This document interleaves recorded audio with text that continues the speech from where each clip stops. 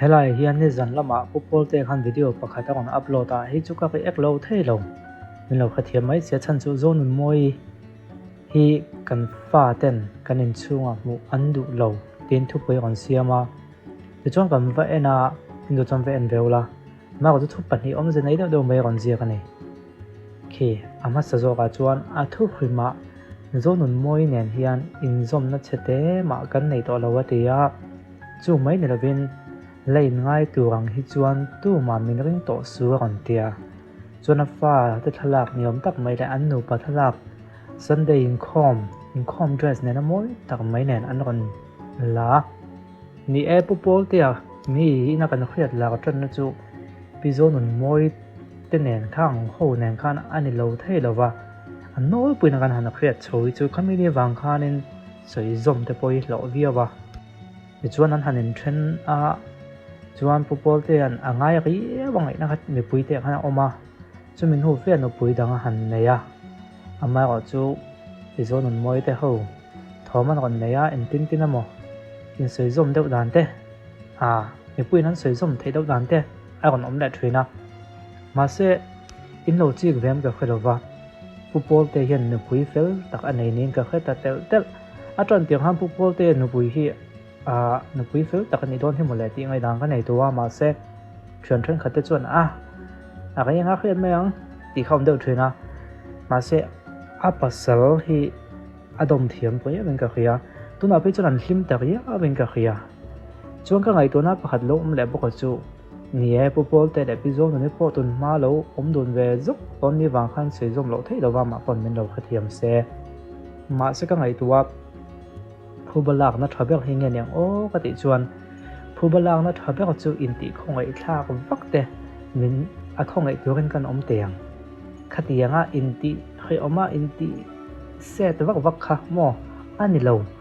phubalak na thabel chu lo tlin na hi ni khati ta ni tuna hianin a compare lo thei a khai khin lo thei lowa pupol te nu pa le pu eden te nu pa an khai khin tai la pu eden te nu pa ai chom pupol te nu pa hi a o om zo tlat thrin ka khia ke ma mi ma ngai dana chuan chumi chu ni wangin pupol te pon ngai to le danga pizon ni kalsan an hanin kalsan an hanin trend te pon yang chu a in chiang ka ring lo a chan chu tuna annun annu ne na anin ka bo ro a chung khol chu ka khia pui lo mi puin kan lo mu ve thei chin atonga ka han te hianin an nu pa hi an om zok lat maya chu mai ne levin pi zon ni phei chu hey social media content ron siama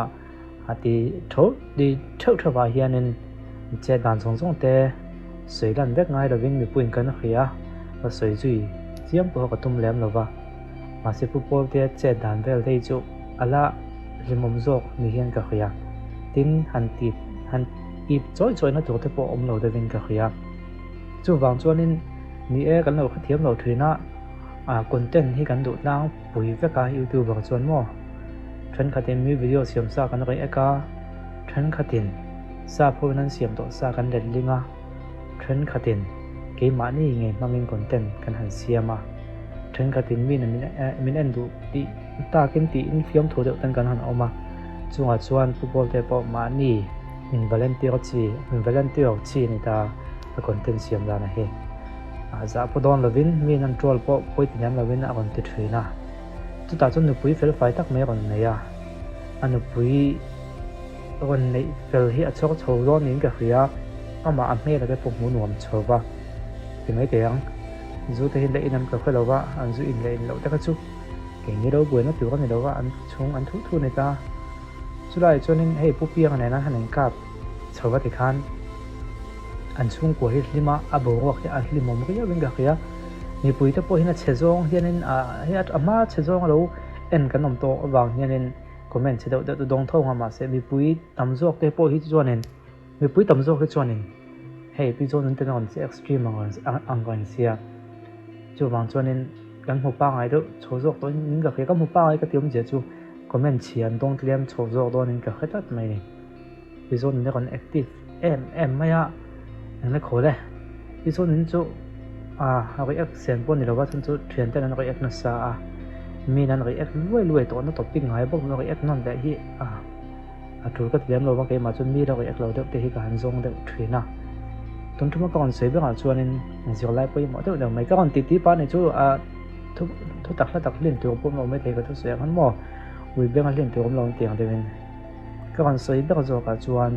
pupol te hian na pui nei fu chhonin ka khia an pui nei a hin lung oi chho a tran tiu chun lung oi lo mai thei a tran tiu chuanin a thim lung zong zong a du chun ni lo mai thei ma che hun na ga ya mangai na tik chu hi net lowa apung tol tola atu mana ain tu na ka mangai zok che ti kam pathian thira so yang khan nu panu na pon chu tiang to chu nia mana ain tu na ka mangai zok che ti zel hi a thlen di ka ngai ni tu chu ni tu na ka tu tok che ka mangai na tu che ti hi ni hot lo hun na liama kha dal zel chi ko chu nom ziam lo ni chu wang chuanin atun ma lo ko pui lui ti do mai te ang pi zo nun te bo ko na han khai khen pe chuanin an tu nan bo ko hi than om fe zo ka anun ria ngai lo tel ten ga ringa chung ko lim tak no pa lim tak lo ni se ni pui te mo thei tu gen entertainment huang chu ang zong chon kon uang hin tin tin ma kon ti chho zel ko se ma se anu pen chen zong ani mo ka ti ang boi zong ka chon kon ti ve lo se ti hi ka du pui ang ren khom ma ya tina entu mi pui te po hianin ngai lut sak thiam te po a thavio ome ti ta kan soi du ni chu tin apan ni na chuan phubalak na thabek chu hlim taka om hi ni lo ting taka om hi ni chu ti ni lewa min khong ai danan han tia han in lak enga mo ve la hi min khong ai tak tak lo chuai chuanin phubalak na thabek chu ti to me tiang min hlim taka om hi ni top mai ni kan nei chun kan nei hi a thada ngai lo wa kan nei hi kan hlim puya kan lung oi pui chuan chu a thabek ani ti kha nei enga tha pa nei mai la kan lung oi pui chuan a thalong thlot ti na anei tu na lung oi pui da hlim pui hi a thabek ani ti hi ka soi tel du bok le soi tu chu ka nga khop mai ti tai pin mo ma se en tu ta tan ani nom ve thei wangin ka du to khang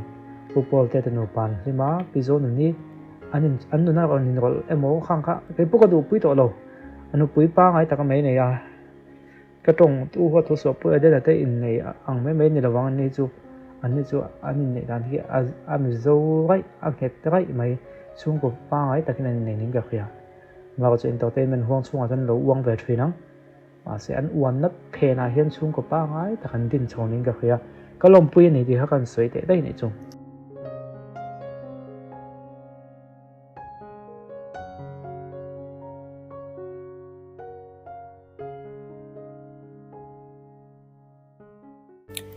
Made in Japan H&S shampoo le conditioner set ani a